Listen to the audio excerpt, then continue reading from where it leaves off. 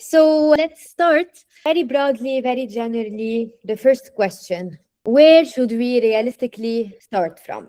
Someone coming from a non IO background, transitioning into IO. Where should we start?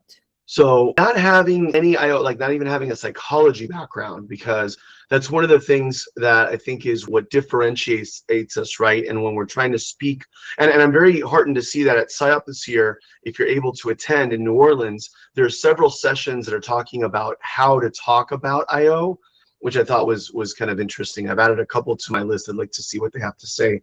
But not having a psychology background, I think, is going to be a bit challenging, because to practice IO, I suppose, no law that says you have to have a degree. Suppose you can get a degree in anything. It'd be kind of hard pressed. I'd be hard pressed to see somebody with a background, just a straight up HR background, do maybe a lot of the different things that we do. Maybe they've heard some of the stuff that we've done, but like just as something as simple as, research reports and looking at things like you get from a test that says, okay, reliability, what's the different kind of validity studies have been done, just being able to look at it and go, oh, okay, I understand what's going on here, right? I can kind of, so pivoting from a non background into an IO background, I think would require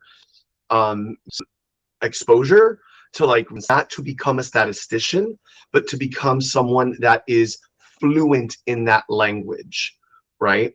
So I think many of us here in this room, more than one language, right? And when you speak about statistics and research, it's very similar, right? All my life, I'd had to translate for my family because I'm first generation. And I remember clearly in school, I had to think about, like, I want to say, how do I want to say it to my mom? Can I make something different from what my teacher said? Can I make that a little bit lighter? And kind of we do. We're the soothsayers. We're the translators that have to be able to make the bridge between what is the science kind of, how do I use this in practice?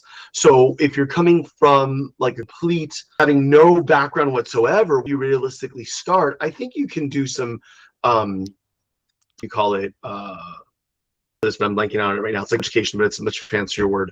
And maybe like up to speed on maybe some psych theories, maybe a little bit on stats and research. I don't think you need to do a bachelor's all over again, but you would definitely want to make some post-baccalaureate. It just means that after your bachelor's degree, you would take some extra courses, get kind of whatever master's degree you're doing, right? And a master's degree would, I think, a logical step. I think one of the that I get a lot is, well, so should I get a master's or a PhD? That was my second question. Yeah, and I think these two gotta like into each other a little bit, right? And I'll make this should be its own session. And I have a Zoom recording that I made for my students where I go on at length about the differences between the programs, right? Master's and PhD programs. But in a nutshell, how nerdy are you? If your idea of a good time is reading a book, then maybe the PhD might be right for you. If your idea of a good time is not being by yourself reading books and looking at screens, then it's like the facts about the reality on the ground, right? How much of an expert do you really want to become in something? Because the level of breadth and depth of particular topics at the PhD level becomes a lot more engrossing than at the master's level. You're becoming competent, right? And so that way, it's kind of back to learning a language. It's kind of French. I'm not an expert by any stretch of the imagination. But if you were to take me right now and plot me in Paris or in Bordeaux or somewhere, in a sense, bougie as hell, but I could get through. I can get by. I can talk to people. I can order food. I can not get lost. I can maybe crack a joke. You can get by. Now, if they start asking me about your thoughts on Jean-Paul Sartre, and I'm like, okay, I read Sartre, but I haven't read him in French, and that's going to get a little bit more complicated, right? The level of depth now of knowledge is really going to be and that's really what the PhD prepares you for.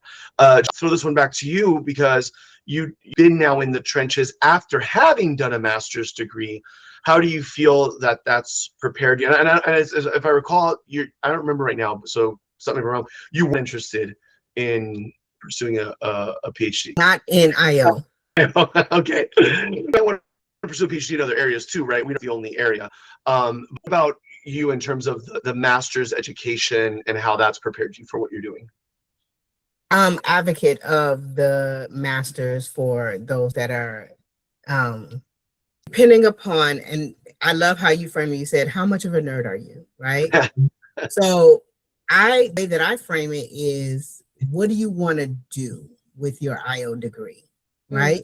Mm. Do you want to be in the trenches working with the people, right? Is that what you want to do? Do you want to be a practitioner, or do you want to be the researcher behind the practitioner?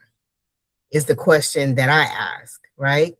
And so if you enjoy, you said, looking at screens, doing nerdy, right? Then getting a PhD is for you. But if you want to practice, if you really want to get your hands dirty, is what I call it, then a master's degree is sufficient. I think that it also gives you the experience that you need to become that master. You can speak the language. And it's so funny, you talked about you're able to speak multiple languages. And I know I'm currently trying to learn Creole because my husband is Haitian. It's not going very well. Up some things, right? And then, of course, being a Miami girl, right? Having been in Miami all my life, I can read Spanish. I can things like I can do what I need to do, but I don't speak it fluently. Okay. I do have is, you mentioned like to kind of too, as an African American woman, I've had to learn how to, we call code switch.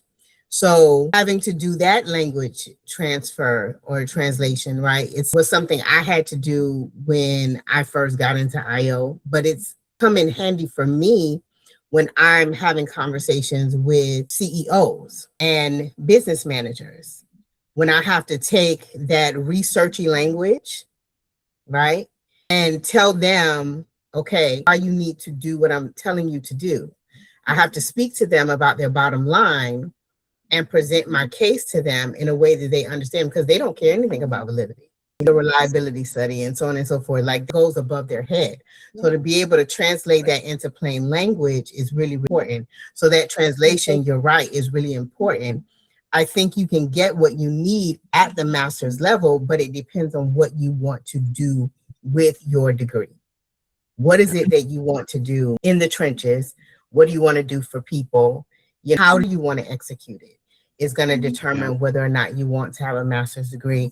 Or and I saw a question, what if you're a recent PhD IO graduate, but you're looking to pivot careers into IO psychology from a non-related field? Is definitely something I know. I've worked with you folks. I have one client who just pivoted from the medical field and has just got a PhD, or is finishing up his PhD in IO, completely different field.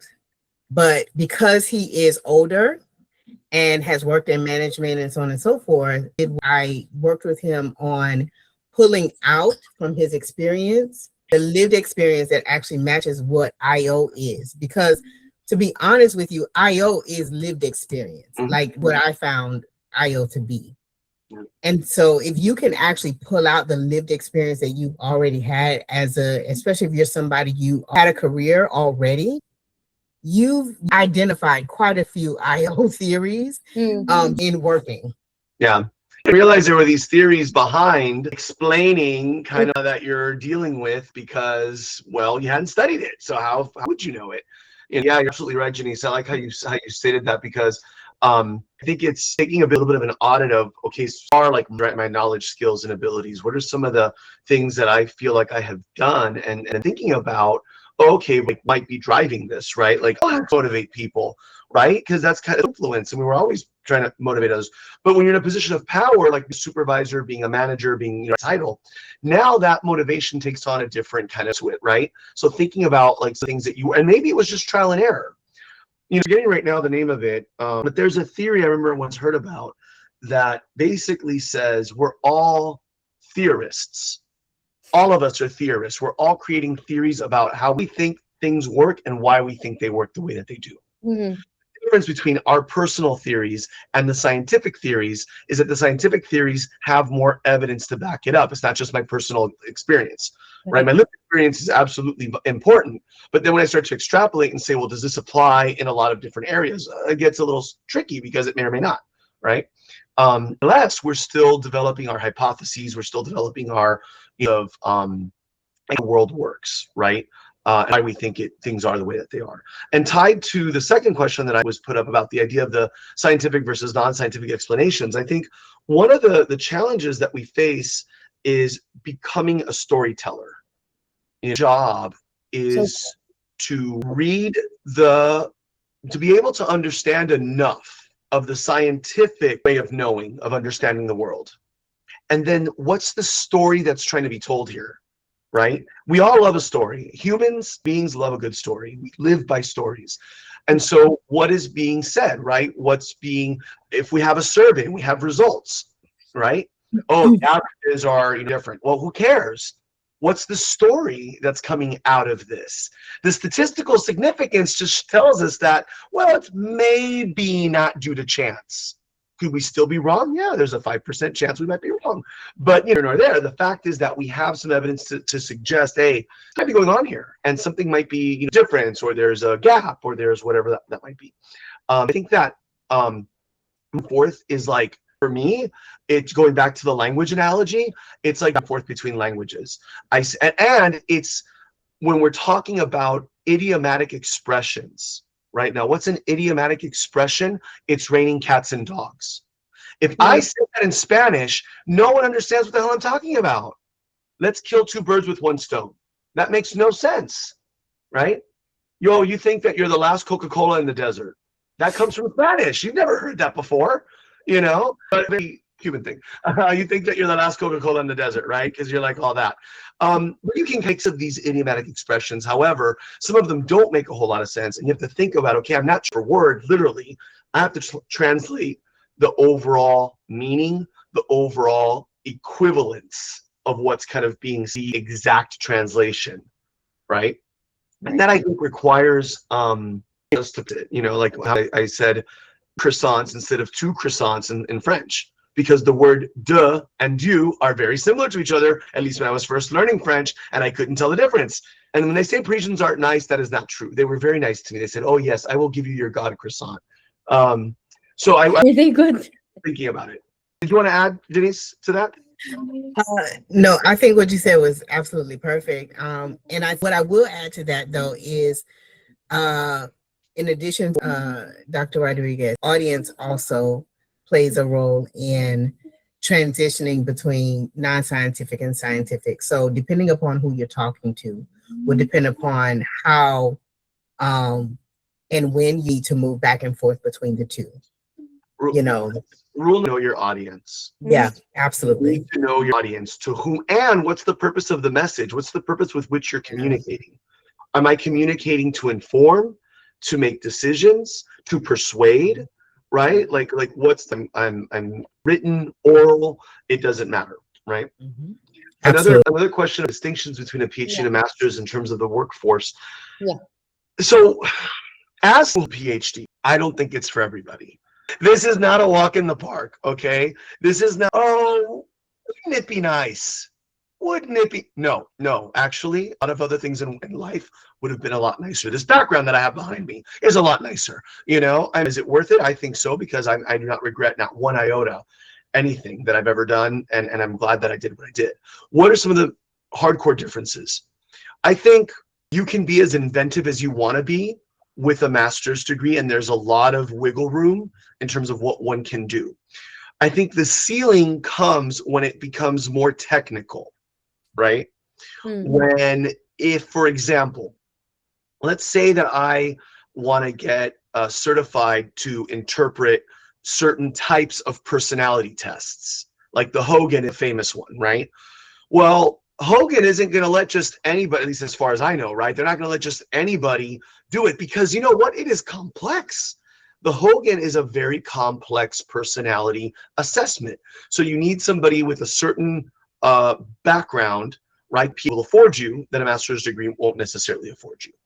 Does that mean that you can never look at a Hogan just because you have a master's? No, it just means that in order to, and then I think there are some certification requirements for certain tests that you have a PhD in your area, right, over a master's. I know that this is more true in the clinical world than it is in the IO world. However, there are some non-clinical personality tests that are much more There's a gazillion personality tests out there. Everyone and their mother can make a personality test if they feel like it, right?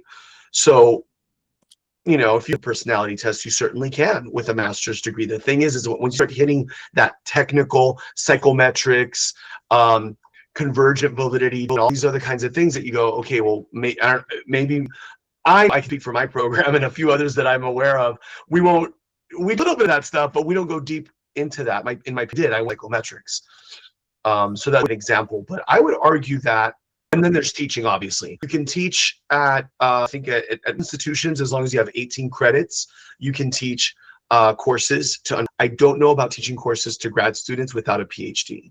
And obviously then becoming a full-time professor, it will vary from school to school, right? For the state university system in Florida, the public schools and most of the private schools, I'm aware it's usually a PhD that you need to have in order to be a professor, like a full. However, that doesn't mean that it's the truth and the only truth. It could be that some schools make exceptions. I know at Miami-Dade, I think you don't need to have a PhD. I think just a master's degree is sufficient for you to be a full-time professor versus an adjunct. An adjunct is a person who will pick up a course here or there, but that's typically not a primary role. So Janiece, in your example, you'll pick up a course here or there, but your primary role is still within your business and your company. My role is that I am a faculty member of FIU, right? That is my primary role. And then my side gig is, you know, I was adding something else to this and now I blanked. Do you want to do with anything else, Janiece? Yes, while you're to regather, regain your train of thought. So again, goes back to what do you want to do, right? Yeah. So in the world of work, it depends what you want to do. Where I have found the distinction matters, typically, to be honest, it's amongst other IOs. Other IOs are the look at you. Are you a master's holder? Like that's where I mean it mostly, to be honest. But and that's the truth, honestly.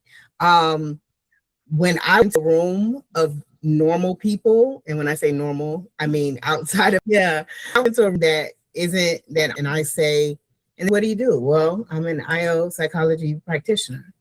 They're like, what? I mean, it's automatic. And they don't ask me whether or not I have a master's degree or a PhD at all. You know, mine that I am in IO automatically makes me like it puts up there. Yeah. And that's the experience. I typically have an issue.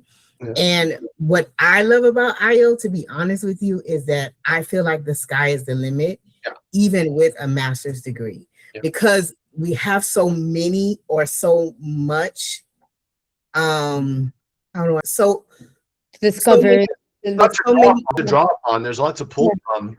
Exactly. Yeah. Like we have of knowledge that we can pull from, so many pockets that we can, you know, say in this, I work in that, I do have such you know, we can kind of with that. Honestly, you can create whatever path you want to without a whole lot of restriction. Now, like that things that some things out of, because there are things in place that won't allow you. You know, we a tenured professor. There are certain things, you know, they have PhD. But if you want to do your own research or, you know, you test, guess what? I believe in collaboration. That's why I keep people around me that are nerds and love to do that kind of stuff. Yeah. Find me a PhD that likes to do that stuff, and guess what? We'll do it together. That's right. I think that's what I wanted to mention is the, you know, Gallup and I really like it. I think it's interesting. I quite a bit about it. I like it's very, you know, positive. I think is very useful. And one of the things that they look, you know, you don't get everything. You know, you get yourself with people who are way better at certain things.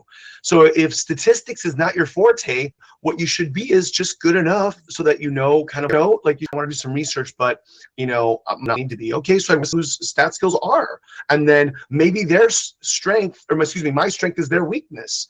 You know, and pieces come in. And then I think ties into another question that we got here, saying about, so to become more proficient, do you need extra schooling? And I will use a quote from Mark Twain that he's attributed as having said this. He said, "I've never allowed my schooling to get in the way of my education." So I don't know that you necessarily need more formal going to class, doing assignments, to necessarily become a top performer. I think this is where we start to move into the debate around nature nurture, around, well, and part of what the strengths talks about is your natural born talents, right? And how I'm doing to help kind of right and so I to get more. I don't.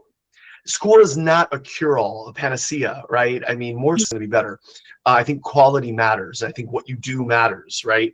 And that you can do a lot of things going almost back to now, slipping a little bit into the AI thing, AI question that came up, do a lot of things without necessarily receiving a formal education and getting, you know, credit. And I'm this as someone who should probably be saying, no, come do it because I'm the director of a program. But you know, profit. So there you go. So that's, I'm not going to try and anyway, just because. Can we say AI? Oh Lord, can we not? I'm so about to. Let's just for a minute. I just wanted to make sure that we've discussed question. Chase, how do you think that you got the answer you were answer to the schooling one? That was a good one, Dr. Rodriguez. Thank you. And then I'm just gonna read the question because our conversation right now, Christina's asking about salaries. So people don't really like to talk about salaries. Yes, it's the elephant in the room everywhere because like we're doing it's passion, not for the money. Depends based on the market, location, of course. But with a master's degree, couple of years of experience in HR, how do you know how much you should be making? That's a good question. Based on experiences, as we are still new to the workforce, how would you go about negotiating this to know you're getting compensated fairly? Yeah. Up here, that site is a survey asking. I think I took it recently. I forget when. I would say that there should. This is different in 2026 than it was in 2016 than it was in 2006. We got to get some context here, right? A lot has changed in the last 30 some odd years. And so you can do a lot of sleuthing and finding out about what are potential ranges, what are potential, you know, some big depends here because where you live matters. You cannot compare a salary from, you know, Des Moines, all Des Moines is, and New York, right? You can't, it's just not gonna, it's not right, matter, or Los Angeles or Chicago, or, so you've got to really do, I think, some homework in that area. What is it, Glassdoor, FIOP, professional websites. Net Online. Huh? Net. Just kind of these things, ask yourself, honest, and this is a hard question to answer because no one can answer it for you but you. Yeah. How much do what kind of life do I want to live? And Janiece backed me up on this. If Biggie Smalls taught us anything, it's that more money is more problems. So just think about it for a second, though, really. And I'm not kidding when I say that. And how much are you willing to sacrifice? I'm not willing to. I'm not the work day or work week. Work day or work week. Not a big. Oh, can I own a boat if I did that? Maybe. Do I need a boat? No, I don't. Hard about what you want out of life. And there's I'm forgetting right now. I had it somewhere. I think I can still find it. Looking at what point is it returns in terms of salary after a certain number, right? I mean, I grew up to do everything, right? Working class. So for me, I needed to have certain middle class things I wanted. But then after that, it really becomes a question of like, well, okay, well, how many more cars can I drive? How much more clothes can I wear? How many more houses can I live in? So, and I'll kick it over to you, Janiece. I heard a podcast recently, I forget which one it was because I listened to way too many, where it was talking about, especially among female workers, right, that there's still a pay gap, and that pay gap is persistent. Forget if it was a study or what, but something about like that men tended to like, oh, I want this like right now, whereas women accept whatever offer they got like the first time. So don't accept the first offer. Have an alternate, have in mind, right? If you want to make 6 digits and you're like, okay, I know this industry, my experience is commensurate because it lines up with what I've looked at in terms of other similar job postings, right? And similar salary postings. And I know my worth. Okay, so I'm going to demand 120, knowing that I'm not going to get 120. So they come back and, well, we can't do 120, but we can do 100. That's what I wanted all along. But does it feels sleazy? It's called negotiation. You cannot lay your card. You don't play poker showing all your cards. You know what I mean?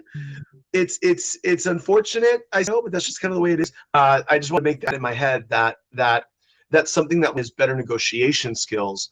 I would say that's what help break with we had more salaries posted. That was another argument that was made, that we should have like a national posting of kind of close. But Janiece had something. Sorry. Yeah. So, Christina, one thing about it is IO positions aren't technically advertised, right? Like we have to kind of, especially when you're internally, you have to swim your way to an IO role, and typically that role is something HR related, a program development role or something like that. It's never outright IO position, typically. Yeah. With that being said, one of the ways that you can kind of suss out compensated fairly is, let's look at the KSAOs. Mm-hmm. So whatever the position is, look at the KSAOs, break it down. Go to ONET Online. This is what I tell my students. Go to ONET Online, look at the KSAOs of the jobs that are being done, and see what, according to Dr. Rodriguez would say, you can break it down even to your zip code. Yeah, that's crazy.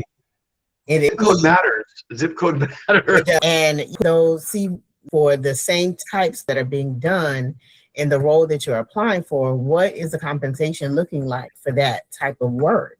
And that's how you can see whether or not you're being compensated fairly for the type of work they assume that you're doing. Now, here's where negotiation happens. Right. You think that this is just, I'm just doing, I understand that I'm actually doing this. So this is where you push back and you say, listen, the role says this, but what this actually entails is this. Mm-hmm. So I need to be compensated at this level because this work requires more than what you're putting on your paper or more than what you said in your job description. Let me show you how. Okay. Not only that, you think about what compensation actually means as a full package. It's not just what they're paying you monetarily. It's also, what are the perks, right? What is it? Do they have, how much paid leave do they have? Do they have volunteer? Yeah. Do they have 401k? Are they matching your 401k? Do they have time off, right? They have time off. Do they give you time to volunteer and do all that kind of stuff? Like, what is it? Do professional development? So you need to ask about the entire compensation package to see, and then do the numbers and see, does that add up to that 6-figure salary that you want? Because that actually translates to money. Right. So that's how you. I'm glad you brought that up, because it's something that we sometimes miss because we're so focused on the salary figure and we're not thinking about all the additional fringe benefits that we get, like insurance, dental, vision. And so there. Thomas, you asked that those broad options in job role sectors, it seems like it's challenging since there's more competition. Well, I don't know that we're in direct competition with business degrees. If you look at a business curriculum, first of all, we're not in competition with MBAs. MBAs do not study what we study. We don't study. If you've ever looked at an MBA curriculum, I don't know. This is why I studied. It's very different. Maybe some overlap with HR. I've looked at their curriculum to kind of see, other like schools, just kind of like gander. That's just so different. And, really the part where is the number one on psychology as a science. So we're looking at and looking at to understand work phenomena, right? And then using that kind of scientific thinking, that we're just not going, oh, okay, I contemplated my belly button and therefore I think this is the way it's going to be. No, I gathered evidence. I looked for patterns. I tried to, understand better these, right, and didn't work, right? So I would say that, and Janiece, to underscore a point that you made earlier, few and far between are going to be the roles that are listed as IO specifically. And if they are listed as IO specifically, they're usually going to be technical and might require a PhD because they'll be at some psychometric level, right, of stuff. But that way of thinking and mindset, I think that our degrees, both your bachelor's and your master's, should kind of putting you in part now from the run-of-the-mill business student. Now, don't get me wrong, please. You know, I can be these days. I know sarcasm is hard to understand. I don't hate business majors or anything like that. They give us a lot of, I mean, HR employs me. I mean, when I do it, but we have to, I think, sell again the story of what is the value added that I'm bringing. Why is it that my perspective will add something different than what a typical MBA or HR major is going to add on to, right? So I think I would argue. So I don't know. I think we are angled. Right. Only that way to those folks that don't actually know what the difference between the two are. But the truth of the matter is that IOs are the science behind HR. We are not HR. And it's the first myth that I bust with my intro to IO Psych students. They're like, oh, it's HR. No, it's not.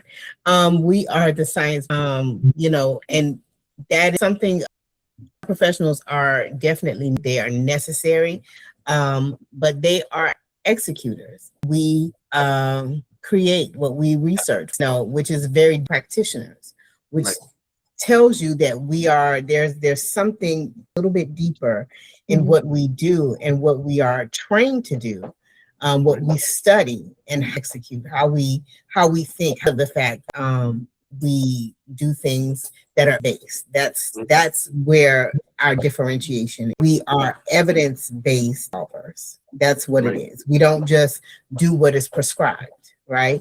So that is what I would argue also we should be a little bit more skeptical, right, of things and go, oh, does it mean that you're a hater? Skepticism just means that you're not going to jump on immediately, that you're going to go, okay, well, hold on, what's going on here? What's really happening? Let's scratch underneath the surface, because all that glistens isn't gold, right?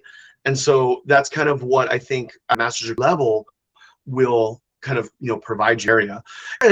So, I mean, I think full session on, and I'm considering right now there in terms of, so how is AI influencing our work? Well, on many different levels in many different ways. So one way that I think the jury is completely out on, and we're still not sure, and anybody who says otherwise, I don't think they know, I would argue they don't know what they're talking about.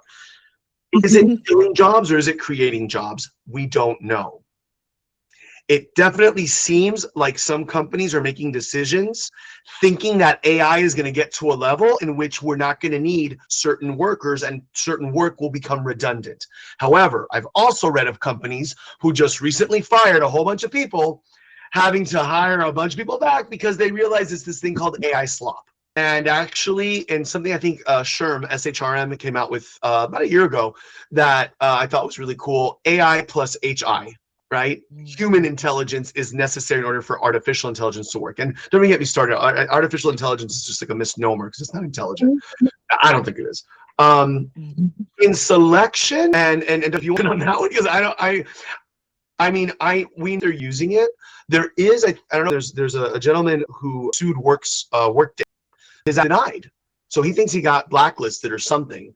And every company that Workday now was not even looking at his application. So if that does go to court, it might require that I forget which company, I don't know if it's OpenAI or which was the bot, the chat behind the technology behind Work. That means that they might have to open up the black box and see, hey, what was the algorithm looking at? Well, how was it being trained? Right? That's the big question. So looking at AI from the perspective of, you know, as an applicant manager, hiring managers are absolutely using it because they're overwhelmed with applications. Applicants are using it because they're overwhelmed with positions to apply for. And I think right now we're like in an armistice. It's just kind of, I don't know where it's going. We're using it. I mean, I don't know, do you use it in your everyday? I mean, it depends. That some clients said, oh, we're going to scale back training because, you know, AI. And I'm like, go ahead, let AI create the training for you. Let's see how that works out. On the surface, wow, that looks good. And looking at it, you go, wait a minute, this is very redundant. It's very vanilla. It's not, you know, like vanilla. I'm sorry, you know, come on. There's, right? Like it's very whatever. And the HR manager wants to go back and say, okay, I need a human to have this. And again, where I think our value added comes in with that. I'm sorry, Janiece, you were going to add? I think that's where thinking about it. Like I may use it to, if I'm stuck on, use it to kind of get my juices. He said what happens is a lot of redundancy.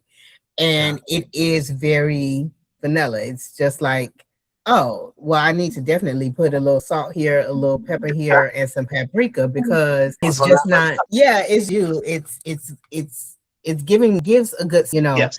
and I think that with AI is in the selection piece. Because I talked to them a lot about it, as they're getting graduate from undergrad, and they're like, I'm putting in third, and I'm like, okay, it's a now, it's not your resume, so you have to be careful about these things. And I can't tell you exactly, what, because it depends on which algorithm is looking at your stuff, but at least we can try to set you up for some success, and make sure that you have some bot, that. So I think that, to your point, without human intelligence, right? And it's what, so one of the, I don't want to say courses for my consultancy, the way that I consult, and I've talked to you about it. I know I've shared this little anecdote with you before, is growing up, I was always a girl, right? And so I would go into the store with my mom, and I would see something cute hanging on a rack, and I'd be like, oh, mommy. And the label would say one size fits all. I would go pick it up and put it on, and it didn't fit me. And so I was like, well, the label lied. One size doesn't fit all, because I'm a part of all. It doesn't fit me. And then as I got older, the label changed, and it became one size fits most. And I would try it on, and it still didn't fit me. And so I was like, okay, well, y'all still lying. That frame was always, it is something that has stayed with me, but it guides my consultancy, because it is a thing that I take into me with every organization and every person that I work with. One size doesn't fit all, and it doesn't fit most. So if you talk to any of my previous clients, none of them can say they've had the same solution for me. None of them can compare notes, except for the fact that they've worked with me, because every organization has a different demographic that they're serving, right? They have a different fit, they have them. And so, you end up, if you pay attention, right? If you actually consult, you're going to give need. And so that's been how I, kind of honed with these organizations. And that human touch, is that human intelligence, is a thing that sets us apart. It's a thing that AI cannot do. And that is the thing that's always going to keep you in the door. Yeah, and I think that's where, and we figured out for ourselves how to use it too. I mean, something I was today that someone made a point saying I thought was very interesting. AI is what happened, not what will happen. So they can't see a future, even though, right? So that's where I think we come in. And I think, oh my gosh, something that you said that I totally want to underscore is, especially if you're on the consulting side of things, whether you're internal or external, doesn't matter. Listening and really trying to pay attention to what are people saying, what are they not saying. I can't say, I think, we can all consulting knows that they're not always being honest with you, and you have to kind of, even to kind of use a bit of in terms of, okay, wait, are they really here, or is there something else going on in terms of the real cultural issues, right? That are really like the I need a one-day training for my supervisors. It's part of it, right? So what do we don't know that I can say? I don't know if I can hear that. Isn't this like a? That's a very big question, but Janiece, honestly, that's a very good way to call yourself. I mean, psychology practitioner. I'm not. Am I a psychologist? I'm not. I don't work in mental health. Can you guide us through legally? What are we? Well, that's what I actually was meeting with Paul Spector, and he was about it, and he was like, basically, we're not supposed to call ourselves psychologists because of they're still working all of that. But honestly, it depends on the room I'm in, and it depends on how I feel.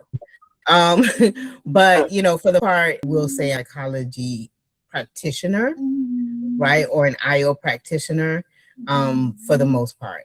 We'll put that psychology on there because it's an important what we do. That's us scientific practitioners, is the fact that we are in we want to know who we are.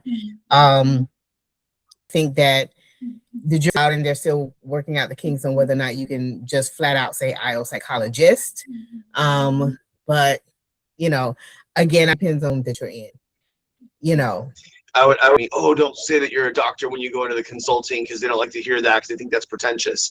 And that is sometimes true. Like any advice, you have a little bit of grain of salt, because it's very limited to that person's, experience. And and then not, they kind of like the fact that PhD, the fact that I'm a professor, the fact that, I have this as well too. So, I'm on this, to call yourself a psychologist in the state of Florida, you do have to be like clinical, practicing, whatever. Do like have title in there. Some people choose either to call themselves industrial psychologist or organizational psychologist. Like the most famous one goes by organizational psychologist, right? That's what I always say whenever he introduces himself. I would say that, and again, it's going to call yourself, what you think is going to understand as well. But I think that things like, you have to keep it, there are degrees in organizational development.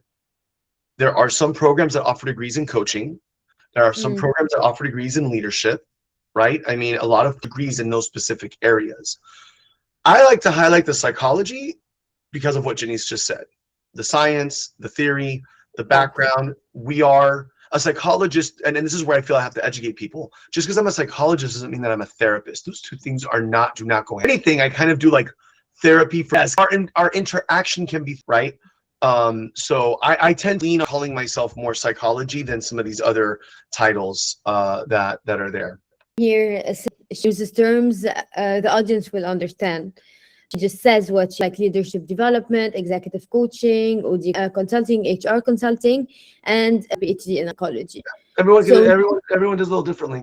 Leads me to what Janiece said at the beginning. It doesn't, like, you can't just go Google and be like, oh, psychology job. Like, there are different, there's no for the job. There's like marketing officer, and then no, it's not like that.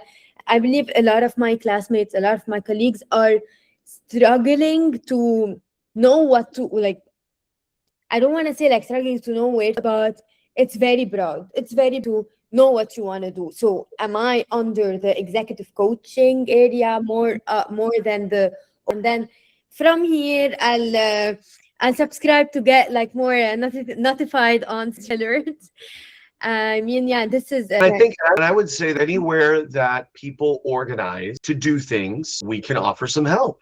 I think we also have to break out of our own limitations around what we think are the, specific types of job or AI is going to do. Is it's going to require more adaptability, right? Require us to be a little bit more like a chameleon and be able to kind of, adjust our titles and positions, because there's potential for things that aren't even there yet, because we still don't have potential for everything. I would say with some of the different wordings and think about, okay, what are some aspects of some things that I can help in that will help when people organize? It doesn't matter what industry you're in: healthcare, education, military, government, nonprofit, anywhere people organize. No, I absolutely agree with you. I think that one of about IO is that to be an IO doesn't mean that your title has to be IO, right? And what I mean is, you can have a degree in IO, but your work title, you're working in order for you to operate as an IO. I think that one of the best ways for especially college students getting ready to graduate, workforce, and even if you're pivoting career-wise, when your jobs, search by what you want to do. Don't search for, like, change how you look. Necessarily look for the title, because the title could stray. Oh yeah. Right. Or it could the you want. Yep. I honestly would tell you to look up jobs by what do you want to do every day? What kind of what are your skills, your abilities? What is the knowledge that, like, search by those things, or something that put in, these are the things I want to do all day. Type that in, list of jobs that come up, and then go search for those and see if that's something you would be willing to do, and see how you could apply your IO to that. Because here's the thing, if you get into a position where it's not necessarily, right, the name of IO, but the work that you can do and the expertise that you can bring because you have a research mind, right? Because you are able to look at things much deeper than someone else who is just coming with maybe a business background or an HR background, you would stand out so much more. Like it would open so many doors for you. Sometimes it's about getting inside an organization to then carve out a space for you. You would be surprised at how you could carve out your own position just because you're in the door now and you're doing this work that nobody else can do. And they're like, wait, we didn't know we needed Job crafting. Job crafting, exactly. And something to have to remind ourselves about is that the job search does not happen, and the career transition does not happen in isolation of everything else happening in this world. The economy is not bad. It's not good. We don't know what the hell it is. And a lot of positions are not open. They're not closed. They're not hiring. They're not firing. It's just, everything's like in a bit of a place. So I think that I've read anything, yeah, the job numbers go and they readjust, and then certain sectors, but then not in other sectors.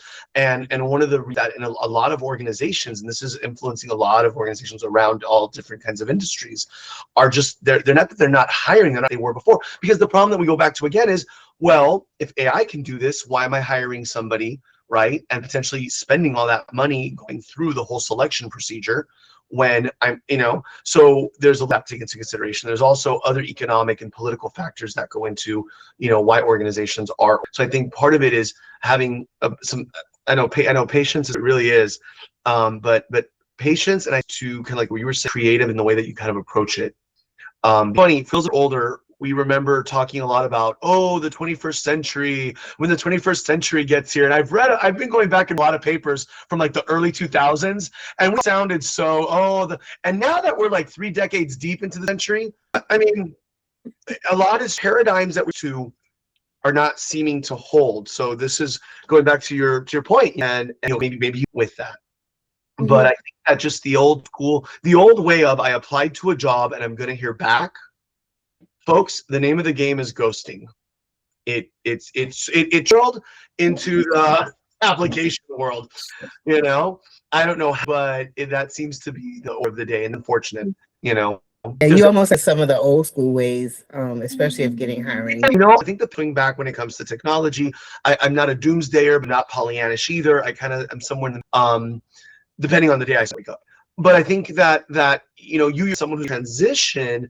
The idea is, okay, and I'll go back a little bit, Janiece, on what you were kind of saying a second, what you kind of want to do and all that stuff. Like, I'll be honest with you, I didn't know exactly what I wanted to do. I never said I wanted to be an IO psychologist the moment I was, born into this, or something that evolved, and I've noticed things have been, a process of elimination, where it's not so much what I do know what I want, because I don't know, but I tried that, didn't like it, and I'm not, and so I think that frame of myself, how do I see, my potential, this developed around different,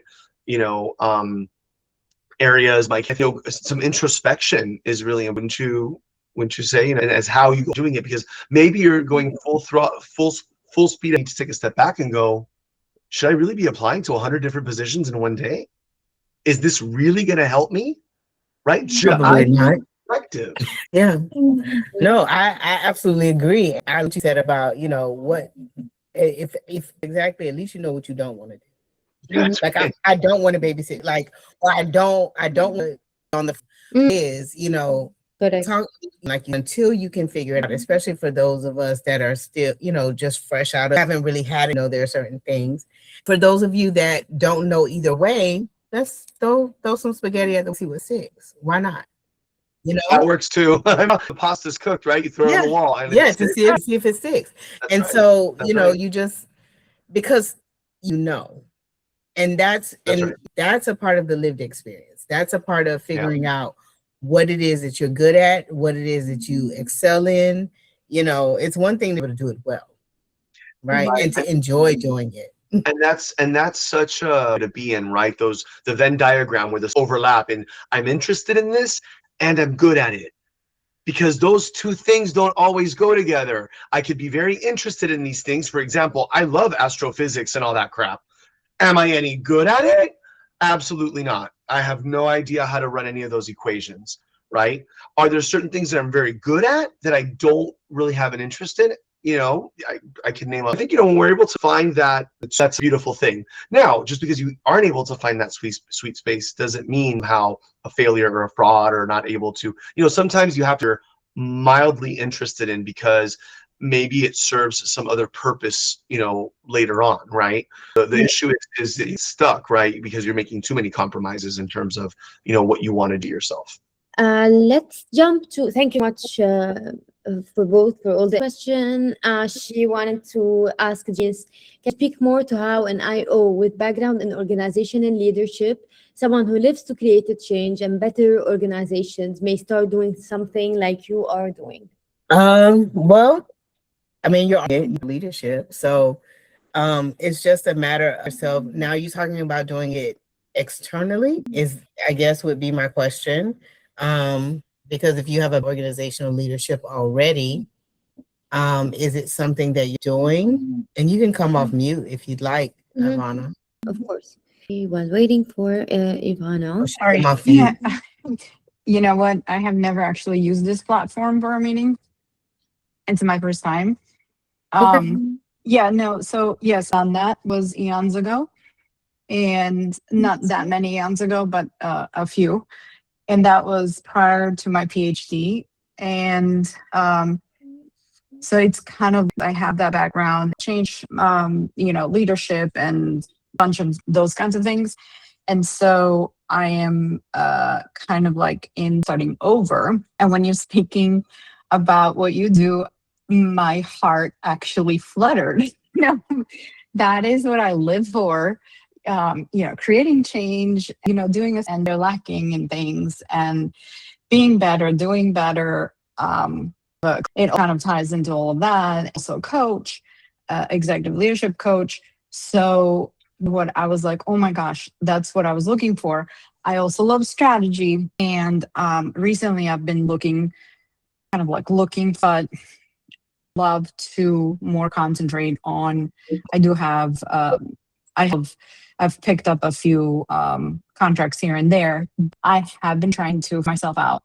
And then I never thought about me just kind of person that like that, something like organizational development, basically just that question. Well, it sounds like you have a network, or what I'd like to call a warm market, that you could actually tap into, right? So I don't here because I moved. That's another one. I did have it, and I live in Florida now. Okay. So even though you're in Florida, right? Even though you have a warm where you have, because this work can be done remote, and even if you come back, it's okay for you to travel. That's the truth. That's the way. It's marketing and what is your brand product, right? And these things are not easy. If they're easy, everybody would do it, I suppose, right?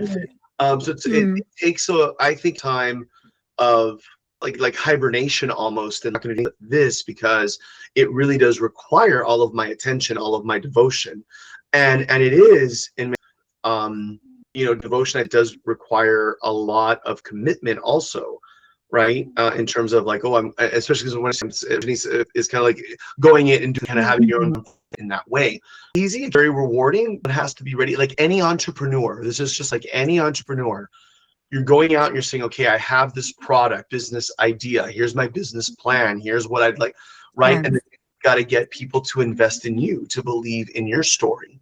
That's what VCs, capitalists believe in, that they've been told the company is doing whatever thing that they're doing, fill in the like, oh, okay, this seems like it's good money. Let's throw money at it so that, then we can kind of make money from it. Also just a lot of work, up close. Do think is one of the most, for most people who aren't, like, if you're not like psychopath kind of spectrum, sociopath.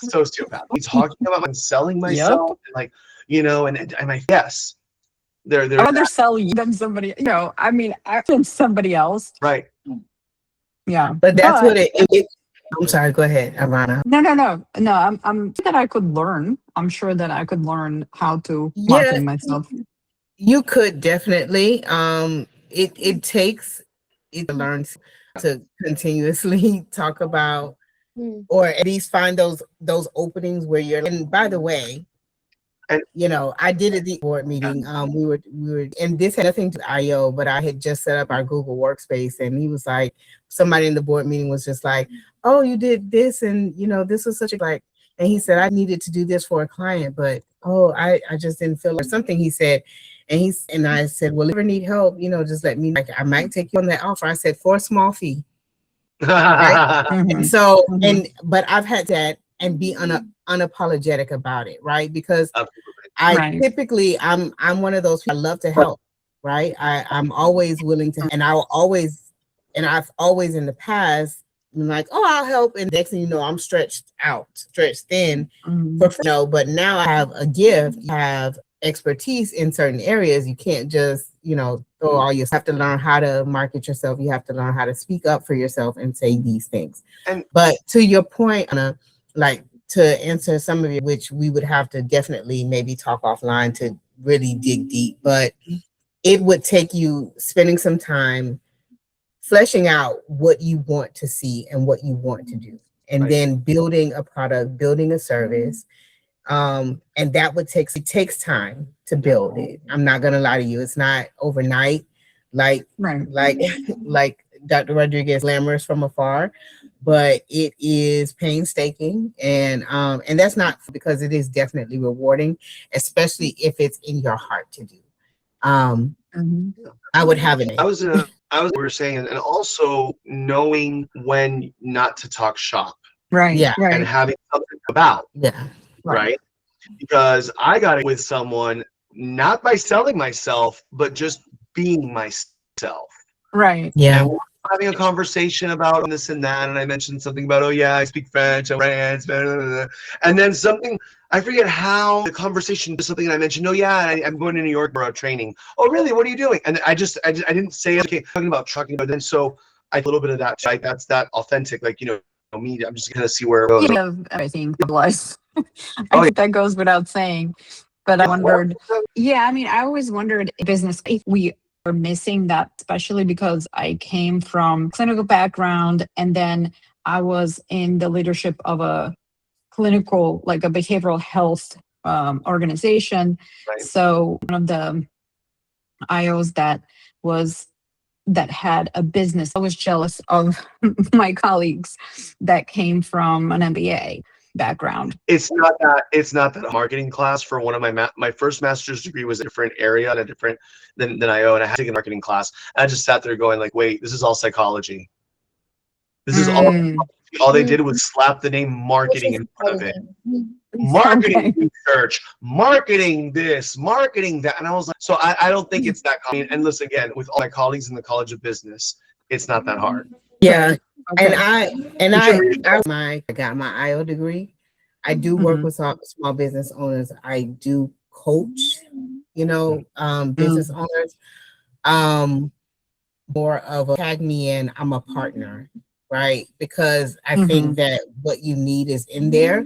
It's just a matter of you actually sitting down with someone and having a conversation to facilitate getting the thoughts out so that you can do what you need to do. Right. Um, and again, if you're offline, I'm more than happy to do that with you. Um, Absolutely. and we can share more of my story has been and so on and so forth. And then, we can do that. Because you have and you have a warm Yeah. market, you already have quite a few things. Sorry guys, I know y'all hear my baby girl snoring. That's um but your experience in the area that you want to serve, and then you also have a warm market. And even though that warm market isn't where you are, you never know what connections they have where you are, right? So never discount the Yeah. connections that you have. So it's always Yeah. And important. and I think transplant. I know a lot of I'm good with networking people, and I too I don't be like, hey, what can you do for me like that? So people don't even know what I want because I don't think that's necessary. I really just want to get to know my network. So and by the way, I do go through a dissertation and you complete that. whole process, and do you do everything by yourself? I mean, of course, with your you could go. There's nothing that you cannot do in this world. That's just the way I feel. So, creating a business plan, researching any of that, I'm good. But thank you so much. Yeah, I'll make sure that in touch. Thank you so much, Dr. Rodriguez, Janiece, for all the information, for all the insight, for all the motivation as well. There's so much more we could get into, but it's tough time. We'd love to wrap it here today. If we wanna end with a quick takeaway from each of you, maybe one piece of advice. Janiece, I'll let you. One piece of advice is don't be afraid of the pivot. Don't be afraid of transition. It's inevitable. It's going to, you are more equipped for it than you think that you are. That's what I'll say. And I'll also say that tap into your village, whoever you that has done it before, you know, lean on them. And how do I want to say, to get to the next space, I'll need that. If you are not a FIOP, I encourage you to become a member of FIOP, because we are building a network of people that look forward to supporting one another, making sure that this is a place where we not only work with you or help you with, you know, where you are to different spaces. I know that I would be open to having more conversation with anyone who is interested in transitioning or navigating. I'm sure that Dr. Rodriguez would be, as he is a wealth of knowledge, just so easy to talk to. He really, really is. He's in several occasions. So I just thank you all for allowing me to be here, allowing for coming and for staying. That would be my final thought. Of advice, take home message. I mean, just to underscore, Janiece said, you know, be afraid of the guy's name. Roosevelt, Delano Roosevelt, I think the only thing we have to fear is fear itself, right? We're so afraid of. One of my favorite writers, Watts, if you don't know who he's, someone to really check out. He said the following quote. He said, and it's in my email. I was kind of looking through. I was like, oh, what's I have it in my signature? Waking up to who you are requires letting go of whom you imagine yourself to be. And I think that, you know, if we imagine myself to be, right, and that I might be limiting myself by that idea of, oh, but I'm not like that. Says who? Right? And being willing to challenge these narratives that we've created about ourselves. Oh, I think I got a little stuck there.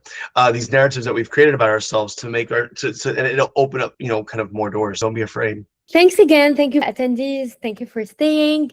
Stay tuned. Follow us on LinkedIn as well, and you can join. Thank you, Cam, for sharing the links. We'd love to hear your thoughts on tonight's event, and we really do care about your feedback. So here's the link to our survey, and hopefully to see you in our next event. Thank you so much. Thank you so much for having me, guys. Appreciate it. Thank you, Dr. Rodriguez. Thank you, Janiece. Have a good night. Bye-bye.